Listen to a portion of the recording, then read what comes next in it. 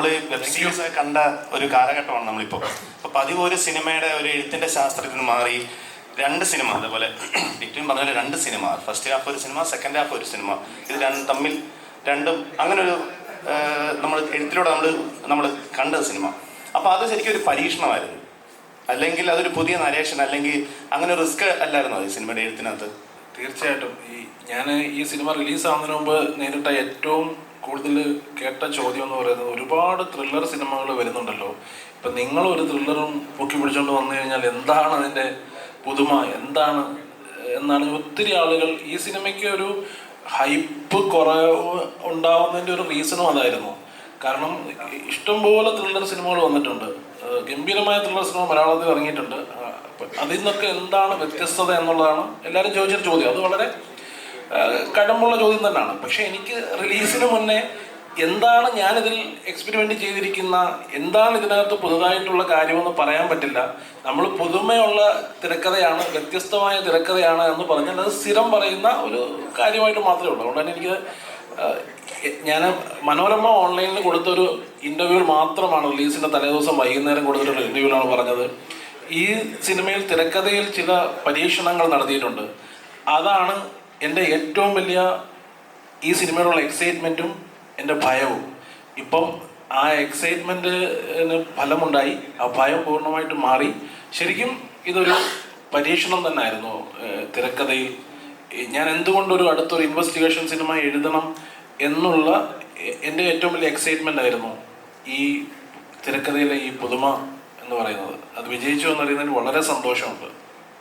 ഇപ്പോൾ ടോയ് ഇപ്പോ ഇതില് പ്രേക്ഷകർക്ക് കണ്ട എല്ലാവർക്കും ഒരു അഭിപ്രായമാണ്. അതായത് SI ആനന്ദില് ഒരു സ്ഥലത്ത് പോലും ടോവിനും ഇല്ല. അതായത് ഈ പറഞ്ഞ പോലെ ഓരോ സിനിമ കഴിയുന്നതോറും ടോവിനിക്ക് സംഭവിക്കുന്ന റിഫൈൻമെന്റുകളെ കുറിച്ചിട്ട് ഇന്നലെ ഒരുപാട് കുറിപ്പുകൾ ഉണ്ടായിരുന്നു, കണ്ടവർക്ക് എല്ലാവർക്കും അത് അഭിപ്രായമുണ്ട്. അപ്പോൾ ടോവിന് എടുക്കുന്ന എഫേർട്ടുകളൊക്കെ പ്രേക്ഷകർക്ക് കണക്റ്റ് ആവുന്നുണ്ട്. അതിനുള്ള ഒരു എക്സൈറ്റ്മെന്റ് എന്താണ്? കൂടുതൽ എഫേർട്ട് എടുക്കാനുള്ള പ്രോത്സാഹനമാണ്. നമ്മൾ എടുക്കുന്ന എഫേർട്ട് ആൾക്കാർക്ക് വർക്കാവുന്നുണ്ടെങ്കിൽ കൂടുതൽ എഫേർട്ട് എടുക്കാനുള്ള പ്രോത്സാഹനമാണ് തീർച്ചയായിട്ടും. എനിക്കതിനേക്കാളും ഒരുപാട് സന്തോഷം എന്ന് വെച്ച് കഴിഞ്ഞാൽ പടം ഭയങ്കര ഹാപ്പി ആയിട്ടാണ് ചെയ്തത്. റിലീസിന്റെ തലേദിവസം നമ്മളങ്ങനെ ഭയങ്കര ടെൻഷൻ അടിച്ചൊന്നും അല്ലായിരുന്നത്. ഞങ്ങൾ വളരെ കാഷ്വലായിട്ട് സംസാരിച്ചുകൊണ്ടിരുന്നത്. കാര്യം ഞങ്ങൾക്ക് ചെയ്തു വെച്ചിട്ടുള്ള പടത്തിലൊരു കോൺഫിഡൻസ് ഉണ്ടായിരുന്നു. എന്നാൽ അത് ഇപ്പോഴത്തെ കാലത്ത് ഈ പറയുന്ന പോലെ ഭയങ്കരമായിട്ടുള്ള മാസ് ഇലിവേഷൻ സീനുകളോ അങ്ങനെ പറയേണ്ട ഒരു കഥയാണ് ഇതെന്ന് തോന്നിയിട്ടുമില്ലായിരുന്നു. അപ്പൊ ഞങ്ങൾ ഉദ്ദേശിച്ചത് എങ്ങനെയാണോ അതേപോലെ തന്നെ പ്രേക്ഷകർക്ക് അത് മനസ്സിലാവുകയും അവർക്ക് അതേ രീതിയിൽ തന്നെ ഈ സിനിമയെ സ്നേഹിക്കാനും പറ്റി എന്നൊക്കെ പറയുമ്പോൾ, എന്താ പറയുക, കുറച്ച് സ്ലോ ആയി പോയാലൊക്കെ പ്രകൃതി പടം എന്നൊക്കെ പറഞ്ഞിട്ട് അന്ന് പറഞ്ഞ പോലെ സോക്കോൾഡ് അതുപോലെയൊന്നും അല്ലാതെ പ്രകൃതി പടമാണോ അല്ലെങ്കിൽ ഈ മാസ് മസാല എന്റർടൈനർ ആണോ എന്തോ ആണോ, സിനിമ ആൾക്കാർക്ക് ഇഷ്ടപ്പെട്ടാൽ അത് നല്ല സിനിമയും ഇഷ്ടപ്പെട്ടില്ലെങ്കിൽ അത് മോശം സിനിമയും, അത്രയും. അല്ലാതെ ഇതിന്റെ വേറെ ക്ലാസിഫിക്കേഷനുകളെക്കാളൊക്കെ ഞാൻ കാണുന്നത് അങ്ങനെയാണ് എന്നുള്ളതാണ്. അപ്പൊ എനിക്ക് തോന്നുന്നു ഭയങ്കര സന്തോഷമാണ് ഈ സിനിമ എങ്ങനെയാണോ അങ്ങനെ ഈ സിനിമയെ ആക്സെപ്റ്റ് ചെയ്യാനായിട്ട് ഇവിടുത്തെ പ്രേക്ഷകർക്ക്, ആ സിനിമയെ ഇഷ്ടപ്പെടാൻ പ്രേക്ഷകർക്ക് പറ്റി എന്ന് പറയുന്നത് വലിയ പ്രതീക്ഷയാണ്. ഞങ്ങൾക്ക് ഇനി അങ്ങനെ ഒരുപാട് ഗിമ്മിക്കുകളെയോ അല്ലെങ്കിൽ ഭയങ്കര അങ്ങനെ സിനിമാറ്റിക് മാസ് എലിവേഷൻ പരിപാടികളോ ഇല്ലാതെയും ഇവിടെ സിനിമകൾ മുന്നോട്ട് പോവാം. നമുക്ക് ഇഷ്ടമുള്ള പോലത്തെ വേറെയും സിനിമകൾ ചെയ്യാം, പലതരം സിനിമകൾ ചെയ്യാം എന്നുള്ളതിന്റെ പ്രേക്ഷകരുടെ ഭാഗത്തു നിന്നുള്ള ഒരു എന്താ പറയുക അഷ്വറൻസ് ആണ് ഞങ്ങൾക്ക് കിട്ടിയിരിക്കുന്നത്. പിന്നെ ഞാൻ ഏതോ ഒരു റൈറ്റപ്പിൽ, ഈ സിനിമയുടെ റൈറ്റപ്പിൽ ഒരു വരി എനിക്ക് ഈ സിനിമയ്ക്ക് പറ്റിയ ആപ്റ്റായിട്ടുള്ളൊരു വരിയായിട്ട് തോന്നി. അങ്ങനെ സൈക്കോ കില്ലറോ വലിയ രക്തച്ചൊരിച്ചിലോ ഇതൊന്നും മോശമാണെന്നില്ല, ഇതൊക്കെ ഞാനും ചെയ്തിട്ടുള്ള സിനിമകളിലൊക്കെ ഉണ്ട്, അതൊന്നും മോശമല്ല. പക്ഷെ അടുപ്പിച്ച് കുറച്ചെണ്ണം കാണുമ്പോൾ രക്തച്ചൊരിച്ചിലോ അല്ലെങ്കിൽ സൈക്കോ കില്ലറോ ഒന്നും ഇല്ലാത്ത ഒരു സിനിമ, ഒരു ത്രില്ലർ സിനിമ എന്ന് പറയുമ്പോൾ പെട്ടെന്ന് ഞാൻ മനസ്സിലാക്കിയത്, ഇന്നലെ ഞാൻ പത്മ തിയേറ്ററിൽ ഷോയ്ക്ക് ഉച്ചയ്ക്ക് 12 മണിയുടെ ഷോ കഴിയാൻ നേരം ഞാൻ പോയിട്ടുണ്ടായിരുന്നു. അപ്പോൾ അവിടെ ഞാൻ കൂടുതൽ കണ്ടത് ഫാമിലീസിനെയാണ്. അപ്പോൾ ആ ഫാമിലീസിനെ ഞാൻ ചോദിച്ചു എങ്ങനെയുണ്ട് എന്ന് ചോദിച്ചപ്പോൾ അവർ ഉടനെ ചോദിക്കുന്നത് 2ാം ഭാഗം ഉണ്ടോ എന്നുള്ളതാണ്. 2ാം ഭാഗം ഉണ്ടോ എന്നുള്ളതൊക്കെ രണ്ടാമത്തെ കാര്യം. പക്ഷെ ഞാൻ പറയണത് വെച്ചാൽ എവിടെയോ ഈ ക്യാരക്ടേഴ്സിനോട് കണക്ട് ചെയ്യാനും എന്നാൽ ഈ പറയുന്ന ഭയങ്കര രക്തചൊരിച്ചിലൊന്നും ഇല്ലാതെ എൻജോയ് ചെയ്യാനും ഫാമിലീസിന് ഇഷ്ടപ്പെടുന്ന ഒരു ത്രില്ലർ സിനിമ എന്ന് പറയും. കുറെ നാളായില്ലേ നമ്മളിപ്പോൾ, ഞാനാണെങ്കിലും ഒരു ത്രില്ലർ സിനിമ എന്ന് പറയുമ്പോഴോ ഒക്കെ വയലൻസിനെ മാറ്റി നിർത്താനൊക്കെയായിട്ട് ഭയങ്കര പാടാണല്ലോ. പക്ഷെ ഇത് അങ്ങനെയൊന്നും ഇല്ലാത്ത ഒരു ത്രില്ലർ സിനിമ ഫാമിലിക്ക് കാണാൻ പറ്റുന്നത് എന്നുള്ള അർത്ഥത്തിൽ പറയുമ്പോൾ ഇതിന്റെ ഈ സിനിമയുടെ പ്രേക്ഷകരിൽ നിന്ന് ഞങ്ങൾ കരുതിയതിനേക്കാൾ ഒരു വലിയ സ്പെക്ട്രം കൂടെ ഓപ്പൺ ആയതുപോലെയാണ് ഞങ്ങൾക്ക് തോന്നിയത്. ഒരുപാട് സന്തോഷം. റെസ്പോൺസിബിലിറ്റി ആയിട്ട് അത് വരും ഇങ്ങനെ അടുത്തുള്ള വരുന്ന സിനിമകൾ. റെസ്പോൺസിബിൾ ആണ് എപ്പോഴും. കാര്യം സിനിമയിൽ രക്ഷപ്പെട്ട് കഴിഞ്ഞാൽ റെസ്പോൺസിബിലിറ്റി കാണിക്കണ്ടേ.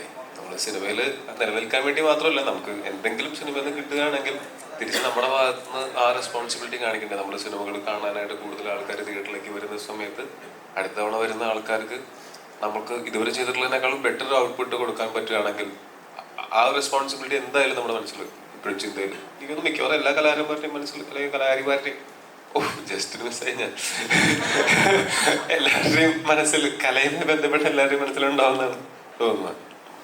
സിനിമയിൽ ബെസ്റ്റ് കൊടുക്കും എന്ന് പറയുന്നത്. അപ്പോൾ ഇതുവരെ കണ്ട സിനിമകളിൽ നിന്ന് കുറച്ചൊരു പുതിയ വേണം ഡീറ്റെയിലിംഗ്, അല്ല ആക്ടിങ്ങിൽ ഡീറ്റെയിലിംഗ് അല്ലെങ്കിൽ സൂക്ഷ്മ അഭിനയം എന്ന് പറയും. അപ്പോൾ അത് ശരിക്കും ടൊവിനോയിൽ നമ്മൾ കണ്ടൊരു സിനിമയാണ് അന്വേഷിക്കുകയും കണ്ടെത്തും. അപ്പോൾ അതിൻ്റെ ഒരു ഹോംവർക്ക് അല്ലെങ്കിൽ ഈ ഒരു കഥാപാത്രം ഇങ്ങനെയാണ് എന്നുള്ളൊരു കൃത്യമായ ഒരു നമ്മൾ തന്നെ സ്വയം നവീകരിക്കുക, അതുകൊണ്ടായിരുന്നു ഈ ഹോംവർക്ക് ഉണ്ടായിരുന്നത്. അത് എല്ലാ ദിവസവും സ്വയം നവീകരണം നടത്തുന്നുണ്ട്. കാര്യം എനിക്ക് ഞാൻ പറയാം, പൊതുവിൽ എൻ്റെ എല്ലാ ദിവസവും ഞാൻ എന്നെ സ്വയം നവീകരിക്കാൻ ശ്രമിക്കുന്നുണ്ട്. ഈ സിനിമയുടെ കാര്യം പറയുകയാണെങ്കിൽ ഈ സിനിമയുടെ തലേദിവസം നമ്മൾ ഞാനും ജിനിച്ചേട്ടനുണ്ടായിരുന്നു, ഡാലുണ്ടായിരുന്നു, ഡോൾവിനും ഉണ്ടായിരുന്നു. നമ്മളിരുന്നിട്ട് ഈ സിനിമയിൽ ഈ കഥാപാത്രം എങ്ങനെ നിൽക്കണം നടക്കണം എന്നുള്ള കാര്യങ്ങളൊക്കെ സംസാരിച്ച് ഉറപ്പിച്ചതിന് ശേഷമാണ് ഉറങ്ങാൻ പോകുന്നത്. പിന്നെ നിരന്തരമായിട്ട് ഈ സിനിമയിൽ ഞങ്ങൾ ഡിസ്കഷൻസിൽ ഇരിക്കുമ്പോഴൊക്കെ എന്തായിരിക്കും ഈ ക്യാരക്ടറിന്റെ മാനസികാവസ്ഥ, സ്ക്രിപ്റ്റ് വായിക്കുമ്പോഴും അത് കിട്ടുമായിരുന്നു. ഈ ക്യാരക്ടറിന്റെ മാനസികാവസ്ഥ സിനിമ കണ്ടിട്ടുണ്ടെങ്കിൽ ഇതിലെ സിറ്റുവേഷൻസിൽ എന്തൊക്കെ ഇയാളുടെ മനസ്സിലൂടെ പോയേക്കാം എന്നുള്ളതിന്റെ ഊഹം എനിക്കുണ്ടായിരുന്നു. പിന്നെ ഞങ്ങൾ കുറച്ചും കൂടി ഡീപ്പായിട്ട് സംസാരിച്ചപ്പോൾ ഈ കഥയിൽ നമ്മൾ പറഞ്ഞിട്ടില്ലാത്ത കുറേ കാര്യങ്ങൾ ആഡ് ഓൺ പോലെ എനിക്ക് ഡാലും പറഞ്ഞു. ചിലപ്പോൾ ഈ സിനിമയിലെ ആദ്യത്തെ ഭാഗങ്ങളിൽ കാണിക്കുന്ന ആ ബൈക്കൊന്നും ഇല്ല, അത് ചിലപ്പോൾ വിറ്റിട്ടുണ്ടാവും അയാൾ. അത് വിറ്റിട്ടായിരിക്കും ചിലപ്പോൾ ആ 4 പോലീസുകാരും കുറച്ച് നാളത്തെ കാര്യങ്ങളൊക്കെ നടന്നത്. അതുകൊണ്ടാണ് രണ്ടാമത്തെ തവണ കാണുമ്പോൾ ഈ 4 പോലീസുകാരിൽ കുറച്ചും കൂടെ അടുപ്പം കൂടുതലുണ്ട് പഴയതിനേക്കാളും, കുറച്ചും കൂടെ കാഷ്വലാണ്. അപ്പൊ ഇങ്ങനെ നമ്മൾ സിനിമയിൽ ഡീറ്റെയിൽഡ് ആയിട്ട് പറഞ്ഞിട്ടില്ലാത്ത ഇവരുടെ പേഴ്സണൽ ലൈഫ് വരെ ഞങ്ങളുടെ ഡിസ്കഷൻസിൽ ഉണ്ടായിരുന്നു. അതിന്റെ റിഫ്ലക്ഷൻസ് ഈ പറഞ്ഞ 2 കാലഘട്ടത്തിൽ ഒരു 6 മാസത്തെ ഡിഫറൻസ് ഉള്ളൂ, പക്ഷെ അതിലും കാണിക്കാനായിട്ട് അങ്ങനെ ഞങ്ങളൊരു ബാക്ക് സ്റ്റോറി എല്ലാ ക്യാരക്ടേഴ്സിനും ഒക്കെ ഉണ്ടായിരുന്നു.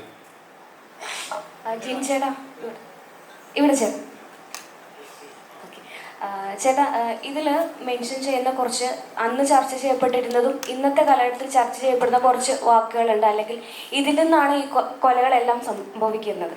അപ്പോൾ അത് മെൻഷൻ ചെയ്താൽ സ്പോയിലർ ആകുമെന്ന് കരുതിയിട്ട് അത് മെൻഷൻ ചെയ്യുന്നില്ല. ചേട്ടാ അത് മനസ്സിലായെന്ന് വിചാരിക്കുന്നു.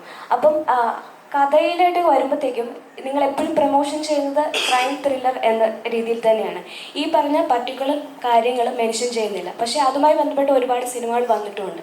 അപ്പോൾ റൈറ്റ് ചെയ്യുന്ന സമയത്ത് ഇന്ന സബ്ജക്റ്റ് സംസാരിക്കല്ല, ഇതൊരു ക്രൈമാണ്, അതിൻ്റെ ബേസിലുള്ള സ്റ്റോറിയാണെന്ന് നിർബന്ധമുണ്ടായിരുന്നു. അല്ല, ഇതിപ്പം താങ്കൾ എന്നോട് ഈ ചോദ്യം ചോദിച്ചത് തന്നെയാണ് അതിൻ്റെ ഉത്തരം. ഇത് നിങ്ങൾ സംസാരിക്കേണ്ട കാര്യമാണ്. നമ്മൾ ഇതിനെ ഒരു ക്രൈം ത്രില്ലർ എന്ന് പറഞ്ഞ് പ്രസന്റ് ചെയ്ത് കഴിയുമ്പോൾ നിങ്ങൾക്ക് അതിനകത്തുനിന്ന് നമ്മൾ അതിനകത്ത് വെച്ചിരിക്കുന്ന ചില കാര്യങ്ങൾ അത് ആ കാലഘട്ടത്തിലുമുണ്ട്, അത് അതിനു മുമ്പും ഉണ്ടായിട്ടുണ്ട്, ഇപ്പോഴും ഉണ്ട് എന്നുള്ളത് മാറാതെ നിൽക്കുന്നു എന്നുള്ളത് ഇത് കാണുന്ന നിങ്ങൾ ഓരോരുത്തരും തിരിച്ചറിയേണ്ടത്, ഇത് കാണുന്ന ഓഡിയൻസ് മനസ്സിലാക്കേണ്ടതായ കാര്യമാണ്. ശരിക്കും ഞങ്ങളത് ഹൈലൈറ്റ് ചെയ്ത് പറയുന്നതിനേക്കാൾ അത് ഏറ്റവും കൂടുതൽ ഞങ്ങൾക്ക് സന്തോഷം തരുന്നതും നമ്മളുടെ പ്രോഡക്റ്റ് വർക്കായി എന്നുള്ളതിൻ്റെ ഏറ്റവും വലിയ തെളിവാണ് ഈ ചോദ്യം. അതുകൊണ്ട് അത് കാണുന്ന ആളുകളുടെ മനസ്സിൽ ആ ഒരു പെയിനുമായിട്ട് ഇതൊക്കെ അന്നും ഉണ്ടല്ലോ, ഇപ്പോഴും ഉണ്ടല്ലോ, നാളെയും ഉണ്ടാകുമല്ലോ എന്ന ആശങ്കയോടുകൂടി നിൽക്കുന്നതാണ് അതിനകത്ത് പറയാതെ പറയുന്ന ക്രാഫ്റ്റ് എന്ന് പറയുന്നത്. അത് കിട്ടിയെന്നറിഞ്ഞതിൽ വളരെ സന്തോഷം. കണ്ടിറങ്ങിയ പ്രേക്ഷകരെല്ലാം പറഞ്ഞ ഒരു തമിഴ് എന്താ പറയുക, കണ്ണൂർ സ്പോർട്ടിന് ശേഷം നല്ലൊരു സ്കോർ അല്ല, ഒരു നല്ല മൂവി സിനിമ കണ്ടിറങ്ങിയിരിക്കുകയാണ്. ഇത് പണം എൻഡ് ചെയ്യുന്നത് അങ്ങനെ ഒരു ഇതാണ്. കാരണം ഇനിയും ഒരു നല്ലൊരു കേസിന് വേണ്ടി ആ സ്കോഡ് വെയിറ്റ് ചെയ്യുന്നത്. ഒരു 2ാം ഭാഗം പ്രേക്ഷകർക്ക് പ്രതീക്ഷിക്കാം. ചേട്ടൻ പറഞ്ഞു അങ്ങനെ ഒരു പ്ലാനും ഞങ്ങളുടെ മനസ്സിൽ ഇപ്പൊ ഇല്ല. ഇപ്പൊ ഇന്നലെ ഒരു തിയേറ്ററിൽ പോയപ്പോ തിയേറ്ററിൽ നിന്ന് പ്രേക്ഷകരാണ് പറഞ്ഞത് 2ാം ഭാഗം. അപ്പൊ ഞാനിത് വെറും വാക്ക് പറഞ്ഞിട്ട് നിങ്ങൾ പറഞ്ഞാൽ വേണമെങ്കിൽ അങ്ങനെയൊക്കെ പറയാന്നല്ലാതെ അതിനെപ്പറ്റി ചിന്തിക്കുകയോ ഒന്നും ഉണ്ടായിട്ടില്ല. ഇനി ആ സസ്പെൻസ് വേണ്ട. നമ്മൾ ഇന്ന് വെച്ചുകൊണ്ടിരിക്കുന്നത് തീർച്ചയായും 2ാം ഭാഗം ഉണ്ടാവും. ഞങ്ങളതിന്റെ പ്ലാനിങ് അതൊക്കെ എല്ലാരും ചെയ്യേണ്ടത് കേട്ടോ. ഡയറക്ടറോടാണ്. സാറിൻ്റെ ആദ്യത്തെ സിനിമയാണ്, ഇതുവരെയും ആരെയും അസിസ്റ്റ് ചെയ്തിട്ടില്ല. ഫസ്റ്റ് സിനിമ ഇത്രയും വലിയൊരു ക്രൂവിൻ്റെ കൂടെ. ഇവൻ അങ്ങനെ പറഞ്ഞു. ഫസ്റ്റ് ഡേറ്റിലാന്ന് പറഞ്ഞിട്ടുണ്ടെങ്കിൽ ഇപ്പൊ ഇറക്കി വിടുവാ. എന്റെ അസിസ്റ്റന്റ് ഡയറക്ടറായിരുന്നു. അപ്പം ആദ്യത്തെ സിനിമ തന്നെ ഇത്രയും വലിയ ക്രൂവിൻ്റെ കൂടെ ഇതുപോലെ ഒരു സ്റ്റോറി ആയിട്ട് വരാനായിട്ടുള്ള ഒരു ധൈര്യം എവിടുന്നാണ്? എത്ര പടം അസിസ്റ്റ് ചെയ്തിട്ടുണ്ട്? 4 പടം അസിസ്റ്റ് ചെയ്യുന്നുണ്ട് ഞാൻ. അതിൽ ജോണി ആന്റണി സാറിന്റെ കൂട്ടത്തിൽ പയ്യ പയ്യ എന്ന് പറഞ്ഞൊരു മൂവി, പിന്നെ ജിൻസാറിന്റെ കൂടെ തന്നെ ആദം ജോൻ എന്ന് പറയുന്ന മൂവി, പിന്നെ ഹാപ്പി സർദാർ, പച്ച, അങ്ങനെ 4 പടങ്ങൾ ചെയ്തിട്ടുണ്ട്. ഞാൻ പറഞ്ഞിട്ടില്ല കേട്ടോ ഞാൻ ചെയ്തിട്ടില്ല. അത് ഞാൻ കേട്ടത് ഇത് ചോദ്യം എനിക്ക് മനസ്സിലായത്. ഈ സിനിമ ചെയ്യാൻ സബ്ജക്ട് തന്നെയാണ്. നമ്മൾ ആദ്യമായിട്ട് ഒരു സിനിമ നമുക്ക് ഇഷ്ടപ്പെട്ട് ചെയ്യാന്ന് പറയുന്നത് അതിന്റെ സബ്ജക്റ്റിനെ ഡിപ്പെൻഡ് ചെയ്തിട്ടാണ്. അപ്പൊ അത് കേട്ടപ്പം ഒരു 80s 90s ഒരു സിനിമ, അപ്പൊ ഒരു ഡയറക്ടർ സബ്ജക്ട് നമുക്ക് ഭയങ്കര കോൺഫിഡന്റ് ആയിട്ട് തോന്നി. പിന്നെ ഒരു ഡയറക്ടർക്ക് ചെയ്യാനായിട്ടുള്ള ഒരു സിനിമ ഉണ്ടെന്നുള്ളൊരു ഫീൽ ഉണ്ടായി. അപ്പം ഇതൊക്കെ തന്നെയാണ് ഇങ്ങനെ ഒരു സിനിമ ചെയ്യാനായിട്ടുണ്ടായ ഇൻസ്പിറേഷൻ. ഒരു നല്ല സിനിമ ചെയ്യാനുള്ള ആഗ്രഹത്തിലാണ് ഇത് നമ്മൾ ചെയ്യാനായിട്ട് വന്നത്. അതായിരുന്നു ഈ സിനിമയോട് ഉണ്ടായിരുന്ന നമ്മുടെ ഇൻട്രസ്റ്റ്. സാധാരണ ഈ ഒരു ഇൻവെസ്റ്റിഗേഷൻ സ്റ്റോറിയിൽ ഒരു പോലീസ് കഥാപാത്രം മെയിൻ ക്യാരക്ടറായിട്ട് നമ്മൾ ഇതുവരെ കണ്ടിരുന്നതൊക്കെ ഒരു സിനിമയുടെ ഒരു ഫസ്റ്റ് ഹാഫിൽ പകുതിയാകുമ്പോഴേക്കും ഒരു മെയിൻ കേസ് വരും. പിന്നെ ഫുള്ള് ആ ഒരു കേസാണ്. ആ കേസ് വരുമ്പോൾ ആ പോലീസിന് കഥാപാത്രം മുൻപ് കുറേ തെളിയിച്ചിട്ടുണ്ട്, ഭയങ്കര ഈ ഒരു ക്യാരക്ടറിനെ കുറിച്ച് ഈ സിനിമയിൽ അങ്ങനെ ഒരു സംഭവമേ പറയുന്നത്. പക്ഷെ ഈ ക്യാരക്ടറിനെ ഫസ്റ്റ് കാണിക്കുമ്പോൾ തൊട്ട് ആ ഒരു പോലീസുകാരുടെ തല്ലി കാണിക്കുമ്പോൾ തൊട്ട് ഈ ഒരു ക്യാരക്ടർ, ആ ഒരു പോലീസ് ക്യാരക്ടർ സ്റ്റോറീസിനത് പോർട്രേറ്റ് ചെയ്യുന്നുണ്ട്. സോ എന്തായിരുന്നു ഈ സ്റ്റോറിയിലേക്ക് സ്റ്റോറി പറഞ്ഞപ്പോൾ എന്തായാലും സ്റ്റോറി മറ്റേതുപോലെ അല്ലോടാ കൊറേ ചോദിച്ചിട്ട് അങ്ങനെയാണെങ്കിൽ അവന്റെ വയസ്സ് എത്ര എനിക്ക് മനസ്സിലായില്ല കേട്ടോ ചോദിച്ചത് കൊറേ. ഇതിപ്പോ ഞാനെന്ത് ഉത്തരം പറയുന്നേ മനസ്സിലായില്ലല്ലോ. അപ്പൊ ഞാൻ ചോദിച്ചു എന്നോട് അതൊന്നും അല്ല. ശരിക്കും എന്താ ചോദിക്കണെന്ന് വെച്ചാൽ അത് മാത്രം ചോദിക്കാമോ? കണ്ടിട്ടുള്ള സിനിമകൾ ഒരു പോലീസ് ക്യാരക്ടറാണ് മെയിൻ, അയാളെ പറ്റി ഒരുപാട് ബിൽഡപ്പ് പിന്നെ ഒരു കേസ് ആണെങ്കിൽ ആ കേസ് ഇയാൾ പണ്ട് അതായിരുന്നു എന്നുള്ളൊരു കുറേ ആൾക്കാരെ പറഞ്ഞത് ഈ സിനിമയുടെ ഇൻക്ലൂഡിങ് പറഞ്ഞിട്ട് ഒരു സംഭവമേ ഉണ്ടായിരുന്നു. സോ ഈ ക്യാരക്ടർ ഏറ്റെടുത്തപ്പോൾ എന്തായിരുന്നു ഈ പറഞ്ഞ കാര്യങ്ങളൊന്നും ഇല്ല എന്നുള്ളത് ഭയങ്കര സമാധാനമായിരുന്നു. ഒന്നാമത്തെ കാര്യം അല്ല, അത് തീർച്ചയായിട്ടും അട്രാക്ഷൻ ആയിരുന്നു. ഈ സിനിമയില് അങ്ങനെ മാസ് എലിവേഷൻ, ഈ സിനിമയുടെ ഒരു സ്വഭാവം അങ്ങനെയാണ്. ഇതിലെ ഏതെങ്കിലും ഒരു കഥാപാത്രത്തിന് മാസ് എലിവേഷൻ കൊടുക്കുക.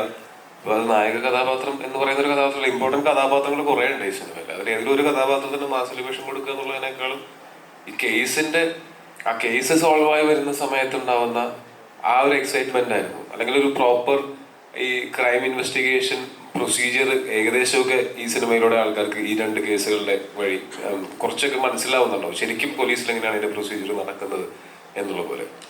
അപ്പോൾ ആ ഒരു ഏരിയ, അതിലെ ഡീറ്റെയിലിംഗ് ആണ് എനിക്ക് കൂടുതലായിട്ട് ഇഷ്ടപ്പെട്ടത്. ബാക്കി ഇതിനകത്തുള്ള എൻ്റെ കഥാപാത്രം ഉൾപ്പെടെയുള്ള മറ്റു കഥാപാത്രങ്ങളാണെങ്കിൽ ഈ കേസിനെയാണ് സപ്പോർട്ട് ചെയ്തത്. അപ്പൊ ഈ കേസാണ് ഇതിലെ നായകൻ, അല്ലെങ്കിൽ അതിന്റെ സൊല്യൂഷൻ എന്താണോ, ആ ക്രൈം ഇൻവെസ്റ്റിഗേഷൻ എന്താണോ, അതാണ് ഇതിലെ നായകൻ. ബാക്കി നമ്മളെല്ലാവരും ഇതിലെ സപ്പോർട്ടിങ് ക്യാരക്ടേഴ്സാണ്, ഞാൻ ഉൾപ്പെടെ.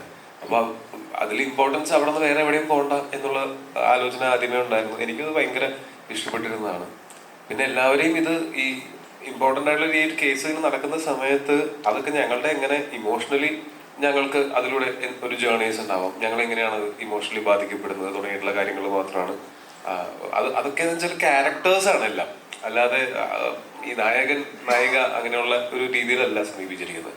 കാര്യം കഥയാണ് ഇതിലെ നായകൻ. ഇതിനകത്തുള്ള ഈ പ്രധാനപ്പെട്ട ഈ ക്രൈം ഇൻവെസ്റ്റിഗേഷൻസ് ആണ് നമ്മൾ ഹൈലൈറ്റ് ചെയ്യാനായിട്ട് ഉദ്ദേശിച്ചിരിക്കുന്നത്. ഇപ്പൊ ഈ 90s ഒക്കെ റീക്രിയേറ്റ് ചെയ്യാന്ന് പറയുമ്പോൾ തന്നെ ഭയങ്കര ബുദ്ധിമുട്ടാണ്. കാരണം മൊബൈൽ ടവറുകൾ, ടാക്സ് കാറുകൾ, അങ്ങനെയൊക്കെ. അപ്പോൾ 2 സിനിമകൾ അങ്ങനെ വന്നു. അപ്പൊ കടുവയിലും വന്നു, ഇതിലും വന്നു. അപ്പൊ ജിൻചേട്ടൻ്റെ ഒരു കംഫർട്ട് സോണായിട്ട് അത് മാറുന്നുണ്ട്, ഭയങ്കര സ്ട്രോങ് ആയിട്ട്. ഇനി ആവർത്തിക്കില്ല. അല്ല, അതിന്റെ ഒരു അതെ അതെ കടുവയുടെ സെറ്റ് പൊളിച്ചിട്ടുണ്ടായിരുന്നില്ല അവിടെ. പോണാതെ എളുപ്പമാവുന്ന എന്തൊരു ചോദ്യം. ഇത് രണ്ടും എന്താ പറയാ, 2 തരം ഇഷ്ടങ്ങളുടെ ഭാഗമായിട്ടുണ്ടായ സിനിമകളാണ്. ഒന്ന് ആ കാലഘട്ടത്തിലുള്ള, ഇപ്പം പണ്ട് കെ ജി ജോർജ് സാറും ഒക്കെ ചെയ്തിട്ടുള്ള പോലത്തെ, ഞാൻ നേരത്തെ മെൻഷൻ ചെയ്ത ചില സിനിമകളുണ്ടല്ലോ, അങ്ങനത്തെ ഒരു ഇൻവെസ്റ്റിഗേഷൻ സിനിമ ചെയ്യണമെന്നുള്ളത് വലിയ ആഗ്രഹമായിരുന്നു.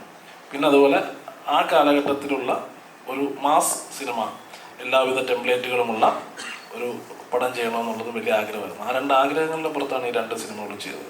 ഇനി ആ കാലഘട്ടത്തിലേക്ക് പോവില്ല. ചേട്ടാ അല്ല സെക്കൻഡ് പാർട്ട് എന്റെ നരയിട്ട് അഭിനയിപ്പിക്കാനുള്ള പരിപാടിയുണ്ട്. റിട്ടയർമെന്റ് തൊട്ട് മുമ്പ് നിൽക്കുന്ന ഈ സാദിക്കയുടെ ജിനിച്ചേട്ടനായിരുന്നു പറഞ്ഞെന്ന് പറഞ്ഞു. അപ്പൊ എന്തുകൊണ്ടാണ് ഇപ്പൊ നമ്മൾ സാദിക്കയുടെ ഒരു പെർഫോമൻസ് കണ്ടത് ബോംബെ മാർച്ച് ബന്ധം എന്നുള്ള സിനിമയിലാണ് അതിശയിപ്പിച്ചത്. അദ്ദേഹം നടനുണ്ട് എന്ന് നമ്മളെ തെളിയിച്ചു. അതിനുശേഷം നമ്മളെ വിസ്മയിപ്പിച്ചത് ഈ സിനിമയാണ്. അപ്പൊ എന്തുകൊണ്ടാണ് അദ്ദേഹം തന്നെ ഈ ക്യാരക്ടർ വേണമെന്നൊരു തെരഞ്ഞെടുപ്പ്? അത് സാദിക്കയും പറയണം. എങ്ങനെ അതിനോട് ഒരു പ്രതികരണം എന്തായിരുന്നു അല്ലെ അത് കേട്ടപ്പോൾ ഉള്ള? ഞാൻ സിനിമയിൽ അസിസ്റ്റന്റ് ഡയറക്ടറൊക്കെ കഴിഞ്ഞിട്ട് ഞാനൊരു സ്ക്രിപ്റ്റ് റൈറ്ററായിട്ട് വരുന്ന 2010 സമയത്താണ് മാസ്റ്റേഴ്സ് എന്ന് പറഞ്ഞ സിനിമയുടെ സ്ക്രിപ്റ്റ് എഴുതിയിട്ട് ഞാൻ എറണാകുളത്തേക്കൊക്കെ എത്തുന്നത്. ആ സമയത്ത് ഞാൻ പരിചയപ്പെട്ടിട്ടുള്ള ആളാണ് സാദിക്കേട്ടൻ. അപ്പോൾ എനിക്കൊരു എന്താ പറയുക, എൻ്റെ ഒരു ജ്യേഷ്ഠ സഹോദരനെ പോലുള്ള ആൾ. സാദിക്കേട്ടൻ്റെ കാലിബർ എനിക്കിപ്പം ബോംബെ മാർച്ച് ഒടുവിലാണെങ്കിലും അങ്ങനെ ചുരുക്കം ചില സിനിമകളിൽ നമുക്ക് കാണാൻ പറ്റിയിട്ടുണ്ട്. പിന്നെ സാദിക്കേട്ടനിലേക്ക് അങ്ങനെ ഒരു പെട്ടെന്നൊരു ഡൗട്ട് പോകില്ല. ഒരു പോലീസുകാരൻ എന്ന് പറഞ്ഞാൽ സാദിക്കുണ്ടാവും എന്നുള്ള ഒരു സംഭവം ഉള്ളത് കൊണ്ട് തന്നെ നമുക്ക് അതിനകത്തോട് ഇങ്ങനെ ഒരു പരിപാടി ഒപ്പിക്കാൻ അത് എളുപ്പവുമാണ്. പിന്നെ ഞങ്ങളുടെ സൗഹൃദം, എനിക്ക് സാധിക്കേണ്ട വേണ്ടി എന്താണ് ചെയ്യാൻ പറ്റുക എന്നുള്ള എൻ്റെ സുഹൃത്തിന് വേണ്ടി എന്താണ് ചെയ്യാൻ പറ്റുക എന്നുള്ളത് അത് അദ്ദേഹം അർഹിച്ചിരുന്നൊരു കാര്യം എന്താണെന്നുള്ളതിൻ്റെ എൻ്റെ ഒരു ആൻസറും കൂടാണത്. സാദിക്കേട്ടൻ ഒരു മികച്ച ആക്ടറാണ്. എനിക്ക് പല സിനിമകളിലും ബോംബെ മാർച്ച് കൊണ്ട് മാത്രമല്ല, സുഗീതിൻ്റെ ശിക്കാരി ശംഭു എന്ന് പറയുന്ന സിനിമയിലെ സാദിക്കേട്ടൻ്റെ ക്യാരക്ടർ എനിക്ക് ഭയങ്കര ഇഷ്ടമാണ്. അപ്പം അതുകൊണ്ട് സാദിക്കേട്ടൻ ആപ്റ്റായിരുന്നു ആ ക്യാരക്ടർ. എന്തായാലും ബോംബെ മാർച്ച് 12 പോർത്തതിൽ വളരെ സന്തോഷമുണ്ട് കേട്ടോ. അതും വളരെ വ്യത്യസ്തമായൊരു വേഷമായിരുന്നു. പോലീസല്ല, പക്ഷെ നല്ല ഒരു ക്യാരക്ടർ. എനിക്ക് ഒരുപാട് അപ്രിസിയേഷൻ കിട്ടിയൊരു ക്യാരക്ടറായിരുന്നു. അതുപോലെ വിക്രമാദിത്യൻ, പിന്നെ അറബിക്കഥ, ശിക്കാരി ശംഭു, അങ്ങനെ ഒത്തിരി പടങ്ങൾ. ഇത് എന്തുകൊണ്ട് ഇത് ഞാൻ തന്നെ ചെയ്യാമെന്ന് ഞാൻ ജിനുവിനോട് പറഞ്ഞ പ്രധാന കാര്യം എന്ന് വെച്ചാൽ, ആ ജോണറിലുള്ള ഒരുപാട് ക്യാരക്ടർ ഞാൻ ചെയ്തിട്ടുള്ളതാണെങ്കിലും പക്ഷെ ഇതിനൊരു ഔട്ട്സ്റ്റാൻഡിങ് സംഭവം ഉണ്ട് എന്ന് മനസ്സിൽ ഉറച്ചത് കൊണ്ടാണ് ഇതന്നെ ഞാൻ ചെയ്യാം എന്നുള്ള രീതിയിലെത്തിയത്. എന്തി ഒരു കൊട്ട കേക്ക്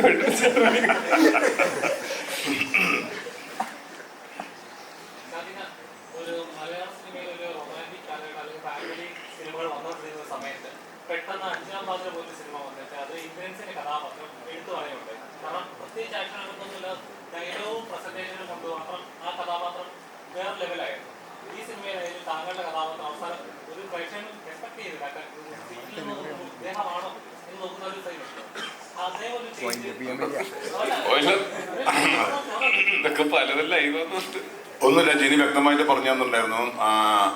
ഈ കഥാപാത്രം ഇങ്ങനെ ഒരു സോഫ്റ്റ് ആയിട്ടുള്ള ഒരു ക്യാരക്ടറാണ്, അത് അങ്ങനെ തന്നെ പോയാൽ മതി. അതിനകത്ത് വേറെ 100% എനിക്കത് ഞാൻ പറഞ്ഞില്ലേ, അത് ഞാൻ ജിന് തന്നതിൽ എനിക്കധികം വളരെയധികം ജിനോട് താങ്ക്ഫുള്ളാണ്.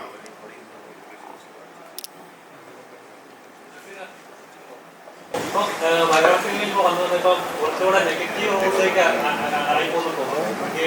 നായകൻ ചവിട്ടി താക്കുന്ന അല്ലെങ്കിൽ അങ്ങനത്തെ ഒരു നെഗറ്റീവ് റോളിലേക്കും ആയിപ്പോകുന്നു തോന്നുന്നു. കഴിഞ്ഞ കണ്ട സിനിമകളെല്ലാം അങ്ങനത്തെ ഒരു ട്രാക്ക്.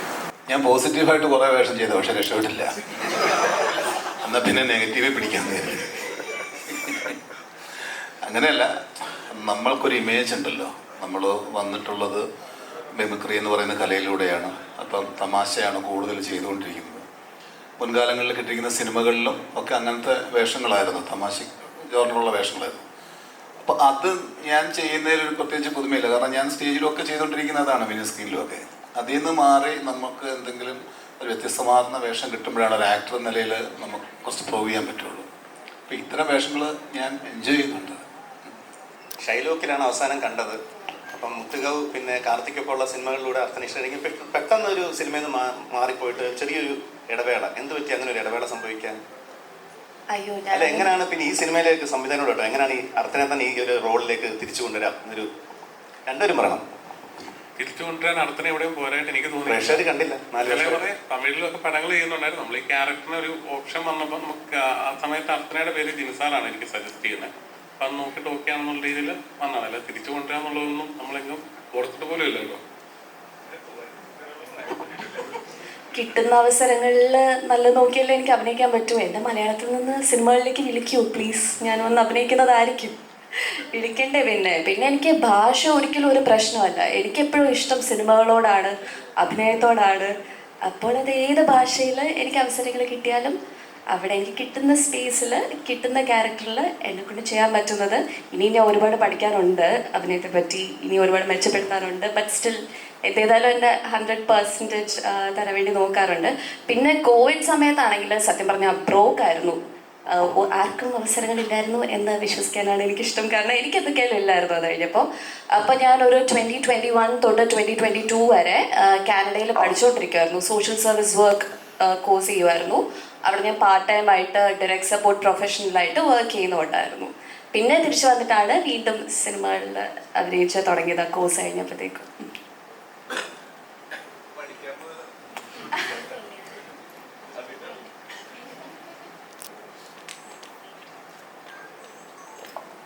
നമ്മൾ കാതലിൽ കണ്ട അനഘേനയല്ല ഈ സിനിമയിൽ കാണുന്നത്. കാതലിന് ശേഷം മുമ്പും ശേഷവും പ്രമോഷൻസ് ഒക്കെ കണ്ട അനഘയ്ക്ക് അനഘേതായിട്ടുള്ള ഒരു ചിന്തകളും കാര്യങ്ങളൊക്കെ ഉണ്ടായിരുന്നു. അതൊക്കെ ഭയങ്കര വ്യത്യസ്തമായിരുന്നു. പക്ഷേ ഈ സിനിമയിലേക്ക് വരുമ്പം 80s ഇതിലേക്കാണ് വരുന്നത്. ഒട്ടും പ്രതീക്ഷയില്ല അനഘേന അങ്ങനെ ഒരു ക്യാരക്ടർ. അപ്പോൾ അനഘ ഈ ക്യാരക്ടർ കേട്ടപ്പം എന്തായിരുന്നു തോന്നിയത്? ഫസ്റ്റ് കേട്ടപ്പോൾ തന്നെ ഉറപ്പിച്ചു എന്തായാലും ചെയ്യാമെന്ന്. ഞാൻ ഐ വാസ് വെയിറ്റിംഗ് ഫോർ ഇങ്ങനത്തെ ഒരു റോൾ. എന്തെങ്കിലും ഒരു നാടൻ ക്യാരക്ടർ ഞാൻ കാണിച്ചു തരാം ചെയ്യാൻ പറ്റും എന്നുള്ളത്. കാരണം എല്ലാവരും എന്നെ കാണുന്ന പറ്റും. ആദ്യം ചെയ്തു തുടങ്ങിയപ്പോൾ തൊട്ട് ടോം ബോയ് ക്യാരക്ടേഴ്സ്, കുറച്ച് ബോൾഡ് ആയിട്ടുള്ള ക്യാരക്ടേഴ്സ്, അതിലിങ്ങനെ എന്നെ പിടിച്ചു വെച്ചേക്കുമായിരുന്നു. ഇപ്പോൾ കാതലിൽ അതൊരു ബ്രേക്കായിരുന്നു എനിക്ക് ശരിക്കും പറഞ്ഞാൽ. കിട്ടിയിരുന്നൊരു ബ്രേക്കായിരുന്നു കാതലിൽ വന്നിരുന്നത്. അതിന്നും ഒട്ടും പ്രതീക്ഷിക്കാതെ ഇപ്പോൾ എല്ലാവരും ചോദിച്ചാൽ അത് അതിന് മുമ്പ് ചെയ്താണോ, ഈ അന്വേഷിപ്പിൻ കണ്ടെത്തുമ്പോൾ അതിന് മുമ്പ് ഷൂട്ട് ചെയ്താണോ? കാരണം ലുക്ക് മാറിയത് ആർക്കും എല്ലാവർക്കും നീ അങ്ങനെ ആ മുഖം ഉണ്ടോ നിനക്ക് എന്നുള്ളതാണ്. I am very happy. എനിക്കതാണ് as an actor I want to do more characters like that where എൻ്റെ ക്യാരക്ടർ മാറ്റി വെച്ച് എനിക്ക് ഇനി പ്രോജക്റ്റ് ചെയ്യണം. So I am really happy for this. എനിക്ക് ഡാവിൻ എനിക്ക് ആദ്യം ഒരു ചെറിയ കോൺഫിഡൻസ് പറഞ്ഞു. എനിക്ക് നടത്തത്തില്ല, ബോഡി ലാംഗ്വേജ് ഒക്കെ മാറ്റണ്ടേ. എൻ്റെ നടത്തമൊക്കെ ഭയങ്കര ഒരു സർട്ടൻ രീതിയുണ്ട്. സോ ഇതൊക്കെ മാറ്റാൻ എനിക്ക് ആദ്യം ഒരു കോൺഫിഡൻസ് ഉണ്ടായിരുന്നു. ആദ്യമൊക്കെ ഒത്തിരി പണി കിട്ടിയായിരുന്നു നമ്മൾ. എന്നിട്ട് ഡാർവിൻ എനിക്കൊരു ഇച്ചിരി കോൺഫിഡൻസ് തന്നാണ്. ഞാൻ റൂമിലിരുന്ന് നടന്ന് പ്രാക്ടീസ് ചെയ്തു നാടൻകുട്ടിയായിട്ട്. It worked. I am really happy. എനിക്കൊരു ചെറിയ ക്വസ്റ്റ്യൻ ചോദിക്കേണ്ടത് ഡോൾവിൻ ചേട്ടൻ പ്രൊഡ്യൂസറുടെ അടുത്താണ്. ചേട്ടാ, ഇതിൽ നമ്മൾ 1980s ഒരു പെർഫെക്ഷൻ എല്ലാവരും അത് ഭയങ്കരമായിട്ട് അപ്രീഷിയേറ്റ് ചെയ്യുന്നതാണ്. അപ്പോൾ അങ്ങനെ ഇത് റീക്രിയേറ്റ് ചെയ്യാന്ന് പറയുന്നത് when it comes to director ഒരു പെർഫെക്ഷനിസ്റ്റ് ആണെന്ന് എല്ലാവർക്കും അറിയാം. അപ്പോൾ ആ ഒരു എങ്ങനെയാണ് ഇത് മാനേജ് ചെയ്തത്? ഇതിൻ്റെ ഒരു ഫിനാൻസ് ഒരു കടയ്ക്ക് പകരം 2 കട വേണമെന്ന് പറഞ്ഞാൽ അത് ഡെലിവറി ചെയ്യായിരുന്നു. ഇത് എങ്ങനെ ഈ ഫിനാൻസ് മാനേജ് ചെയ്തു? കാരണം 80s റീക്രിയേറ്റ് ചെയ്യുക എന്ന് പറയുന്നത് ചില്ലറ പണിയല്ല. ഡാർവിൻ ഒരു ബഡ്ജറ്റ് ആദ്യം കമ്മിറ്റ് ചെയ്തിരുന്നു, ഇത്ര രൂപ ബഡ്ജറ്റ് ആവുമെന്നുള്ളത്.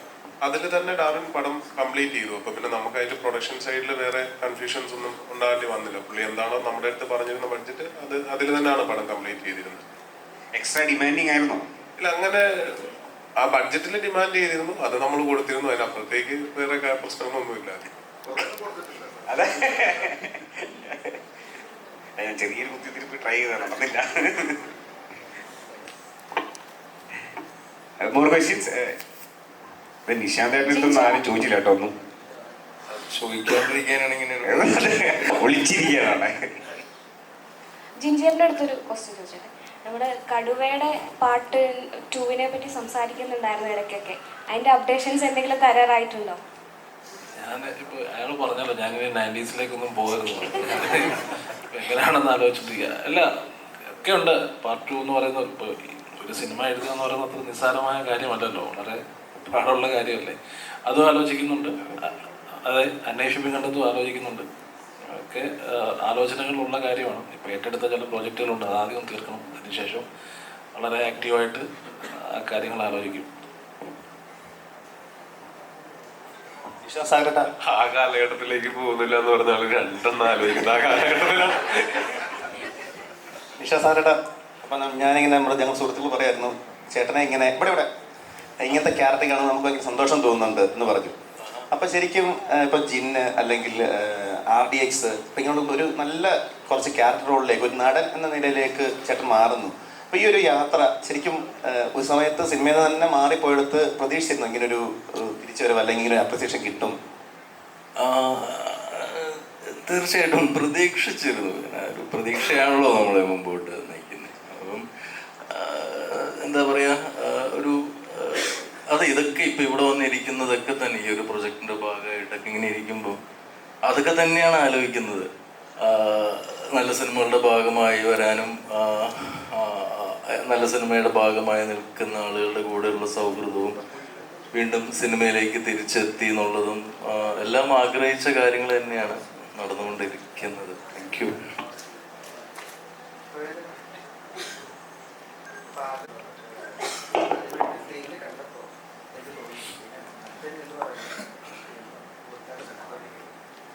അത് ഈ സിനിമയിൽ അങ്ങനെ ഭയങ്കര ഒരു സംഭവം ക്യാരക്ടറൊന്നുമില്ല. അത് ഈ സിനിമയിൽ അങ്ങനെ ഒരു കുറേ ഡയലോഗും അങ്ങനെ ഒന്നുമില്ല ആ ഏരിയയിൽ. അതുകൊണ്ട് എൻ്റെ അപ്പനാണെന്ന് എളുപ്പത്തിൽ മനസ്സിലാവാൻ വേണ്ടിയിട്ട് എൻ്റെ അപ്പനെ അഭിനയിപ്പിച്ചതാണെന്ന് തോന്നുന്നു. അല്ല അത് പക്ഷെ എനിക്ക് പേഴ്സണലി എനിക്കും അപ്പനൊക്കെ അത് ഭയങ്കര കൗതുകമുള്ള കാര്യമാണ്. അത് ഒരുമിച്ച് ഒരു സ്ക്രീനിൽ വരിക എന്ന് പറയുന്നത്. ഇപ്പം ഞാൻ എന്തെങ്കിലും കേസും കാര്യങ്ങളൊക്കെ ആയിട്ട് കോടതിയിൽ പോകുമ്പോൾ എനിക്കും അപ്പനും കൂടെ ഒരുമിച്ച് കോടതിയിൽ ഇരിക്കാം എന്ന് പറയുന്ന പോലെ മനോഹരമായ ഒരു കാര്യമാണ് ഞങ്ങൾ ഒരുമിച്ചൊരു ലൊക്കേഷനിൽ എൻ്റെ ജോലി സ്ഥലത്തേക്ക് അപ്പം വരുന്നു, അവിടെ അപ്പൻ്റെതായിട്ടുള്ള ജോലി ചെയ്യുന്നു എന്ന് പറയുന്നത്.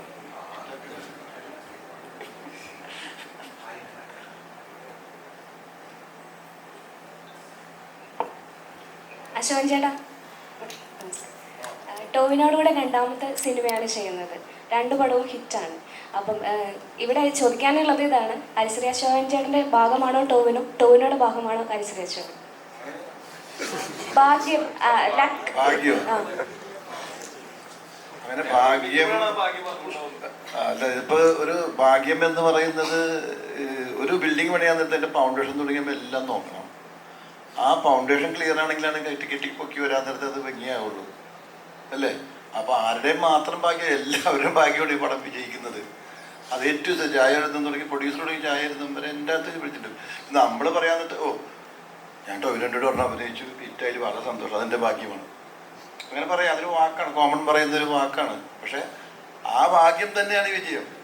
അല്ലെങ്കിൽ ആ വിജയം കൊണ്ട് തന്നെയാണ് ഈ ഭാഗ്യം കിട്ടിയതെന്നും പറയാം. അതൊരു വാക്കാണ്, അത്രേ ഉള്ളൂ. ഒരു ഇൻവെസ്റ്റിഗേഷൻ സീരീസ് ഒക്കെ പറയുന്നത് ഫസ്റ്റ് മനസ്സിലാക്കുന്ന എസ് സ്വാമി സാറിന്റെ CBI സീരീസ്. അപ്പം സാറിന് പറഞ്ഞത് ഒരു ഡീറ്റെയിലിംഗിലാണ് ഒരു ക്രൈമിന്റെ ഇരിക്കുന്നത്. അപ്പം നീ ഇതിന്റെ 2ാം ഭാഗം വരുന്നുണ്ടോ? അപ്പോൾ അതിന് ഇതിന് മുകളിലായിരിക്കണമല്ലോ. അപ്പം എന്തൊക്കെയായിരിക്കും ഒരു ഇൻവെസ്റ്റിഗേഷൻ സീരീസ് എത്രത്തോളം ഡീറ്റെയിലിംഗ് ചെയ്യേണ്ടതാണ് ആഗ്രഹിക്കുന്നത്? 2ാം ഭാഗത്തിലോ ഒരു ഫസ്റ്റ് ഇത്രയും ഒരു ഹൈറ്റ് അല്ലെങ്കിൽ ഇത്രയും പ്രേക്ഷകരിലേക്ക് എത്തിക്കുമ്പോൾ അതിന് മുകളിലോട്ടായിരിക്കും ഒരു കോർപ്പറേറ്റ് എക്സ്പെക്ട് ചെയ്യുന്നത്. അത് ഒരു ക്രൈം തന്നെയാണെങ്കിൽ അതിന്റെ ഡീറ്റെയിലിംഗിലും അതിന് ഒരു എന്തൊക്കെ പ്രിപ്പറേഷൻസ് ഉണ്ടാവും? അല്ല, അത് തീർച്ചയായിട്ടും ഇപ്പം ഈ സിനിമ എനിക്ക് തോന്നുന്നത് ചർച്ച ചെയ്യപ്പെടുന്ന അതിൻ്റെ ഒരു ചില പുതിയ കാര്യങ്ങൾ നമ്മളതിൽ പരീക്ഷിച്ചിട്ടുള്ളതും അതിൻ്റെ ഡീറ്റെയിലിംഗ് ഒക്കെ വളരെ കൃത്യമായിട്ട് വന്നിട്ടുള്ളത് കൊണ്ടാണ് ഈ സിനിമ ചർച്ച ചെയ്യപ്പെടുന്നതെന്നാണ് ഞാൻ വിശ്വസിക്കുന്നത്. തീർച്ചയായിട്ടും അങ്ങനെ തിരക്കഥയിലും അതിൻ്റെ മേക്കിങ്ങിലുമൊക്കെ വളരെ ചെറിയ പുതുമകൾ കൊണ്ടുവരാൻ പറ്റുന്ന ഒരു പരിപാടി തന്നെ ആയിരിക്കും ഇതിൻ്റെ സെക്കൻഡ് പാർട്ട്. അതങ്ങനെ വർക്കൗട്ട് ആയാൽ മാത്രമേ ഈ സിനിമയ്ക്ക് ഒരു സെക്കൻഡ് പാർട്ട് ഉണ്ടാവുകയുള്ളൂ. ഇത് വെറുതെ പറയണല്ല, അന്ന് പടം കഴിഞ്ഞ് തിയേറ്ററിൽ നിന്ന് ഇറങ്ങുന്ന സമയത്തും ഈ തലേദിവസം പ്രസ് മീറ്റിൽ ഉണ്ടായിരുന്ന പലരെയും കണ്ടു. അപ്പൊ ഞാൻ ആദ്യം ചോദിച്ചത്, എനിക്ക് ജെന്യൂനിൽ അറിയണമായിരുന്നു, ഞങ്ങളുടെ ഇടയിൽ ഞങ്ങൾ അങ്ങോട്ടും ഇങ്ങോട്ടും പടം സൂപ്പറാണെന്ന് പറയണേക്കാളും നിങ്ങളുടെ അടുത്ത് ചോദിച്ചാൽ അറിയണമായിരുന്നു. അപ്പൊ അങ്ങനെ ഞാൻ ചോദിച്ചപ്പോൾ നിങ്ങളുടെ ഇടയിലുള്ള പലരിൽ നിന്നും എനിക്ക് വളരെ നല്ല റെസ്പോൺസാണ് കിട്ടിയത്. പടം ഭയങ്കരമായിട്ട് ഇഷ്ടപ്പെട്ടു എന്നാണ് പറഞ്ഞത്. അത് തീർച്ചയായിട്ടും അങ്ങനെ. അപ്പൊ സ്വാഭാവികമായിട്ടും അത് നിങ്ങൾ മറ്റു പലരോടും പറഞ്ഞിട്ടുണ്ടാവും. അതൊക്കെ ഈ സിനിമയ്ക്ക് ഗുണമായിട്ടുണ്ടെന്നാണ് ഞാൻ വിശ്വസിക്കുന്നത്. കാര്യം സിനിമ ഇന്നലെ രാവിലെ നമ്മൾ ആദ്യത്തെ ഷോയ്ക്ക് 9:30 ഷോയ്ക്ക് പോകുമ്പോൾ ഉണ്ടായിരുന്നതിനേക്കാൾ ക്രൗഡുണ്ട്. ഉച്ചയ്ക്ക് പോയപ്പോൾ ഉച്ചക്കലത്തേനേക്കാൾ ക്രൗഡുണ്ട്. വൈകുന്നേരം പോയപ്പോൾ അതിനേക്കാൾ ക്രൗഡുണ്ട് ഇന്ന് എന്ന് പറയുമ്പോൾ സ്വാഭാവികമായിട്ടും എക്സ്ട്രാ ഷോസ് ആഡ് ചെയ്തിട്ടുണ്ട്, പുതിയ തിയേറ്ററുകളിലേക്ക് സിനിമ വന്നിട്ടുണ്ട് എന്നൊക്കെ പറയുമ്പോൾ തീർച്ചയായിട്ടും ആദ്യത്തെ ദിവസം ഈ സിനിമ കാണുകയും ഇതിനെ പ്രോത്സാഹിപ്പിക്കുകയും ചെയ്ത ആൾക്കാരോട് നന്ദി പറയാതിരിക്കാൻ പറ്റില്ല. ആദ്യത്തെ ദിവസം ഈ സിനിമ കാണുകയും ഞാൻ റിക്വസ്റ്റ് ചെയ്ത പ്രകാരം 4 പേരോട് അത് പറയുകയും അത് ഈ സിനിമ ഇഷ്ടപ്പെടുകയും അത് 4 പേരോട് പറയുകയും ഒക്കെ ചെയ്ത എല്ലാവർക്കും നന്ദി. പിന്നെ ജനറലി ഈ സിനിമയ്ക്ക് കിട്ടിയിട്ടുള്ള ആ ഒരു സ്വീകരണം എന്ന് പറയുന്നത് തന്നെ ഈ സിനിമ അതെങ്ങനെയാണോ ഞങ്ങൾ ട്രെയിലറിലും ടീസറിലും ഒക്കെ ഞങ്ങൾ നിങ്ങൾക്ക് അതിനെ പറ്റിയിട്ടുള്ള ഇൻഫർമേഷൻസ് തന്നത്, അത് കണ്ട് അങ്ങനെ ഒരു സിനിമ തന്നെ പ്രതീക്ഷിച്ചു വരികയും ഒരുപക്ഷെ നിങ്ങൾക്ക് പ്രതീക്ഷിക്കപ്പുറത്ത് ഒരു സിനിമ കിട്ടിയിട്ടുണ്ടാവും. അത് ഈ സന്തോഷം ഞങ്ങളുടെ എല്ലാവരുടെയും ഭാഗത്തുനിന്ന് പങ്കുവയ്ക്കുകയാണ്. നമ്മളെല്ലാവരും ഈ വിജയത്തിൻ്റെ ഭാഗമാണ് എന്ന് പറയാണ്. Thank you so much. ഒരു സിനിമ ഒരിക്കലും ഞാൻ നിങ്ങളെയൊക്കെ പ്രേക്ഷകരുടെ റെപ്രസെൻറ്റേറ്റീവ്സ് ആയിട്ടാണ് കാണുന്നത്, മാധ്യമങ്ങളെക്കാൾ ഞാൻ നിങ്ങളെയൊക്കെ അങ്ങനെയാണ് കാണുന്നത്. അപ്പോൾ പ്രേക്ഷകരുടെ ഒരു സ്നേഹവും സഹകരണവും ഇല്ലാതെ ഒരു കാലത്തും ഒരു സിനിമയും വിജയിച്ചിട്ടില്ല. അപ്പോൾ ഇത്രയൊക്കെ നല്ല കാര്യങ്ങൾ വന്ന സ്ഥിതിക്ക് ഞാൻ ഇനിയും പ്രതീക്ഷിക്കുകയാണ്. നല്ല സിനിമയെ ഒരിക്കലും കൈവിടാത്ത മലയാള സിനിമയുടെ പ്രേക്ഷകർ തീർച്ചയായിട്ടും ഇനിയും കാണാത്തവരുണ്ടെങ്കിൽ ഈ സിനിമ തിയേറ്ററിൽ തന്നെ പോയി കാണാൻ ശ്രമിക്കുമെന്ന് പ്രതീക്ഷിക്കുന്നു. Thank you so much. Thank you.